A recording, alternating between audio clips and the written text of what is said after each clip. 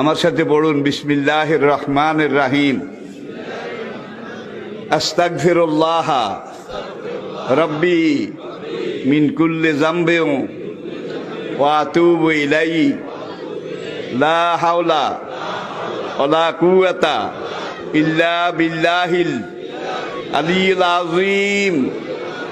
তাওবা ইয়া আল্লাহ, তাওবা ইয়া আল্লাহ, তাওবা ইয়া আল্লাহ, তাওবা ইয়া রাব্বি, লা ইলাহা ইল্লাল্লাহু মুহাম্মাদুর রাসূলুল্লাহ।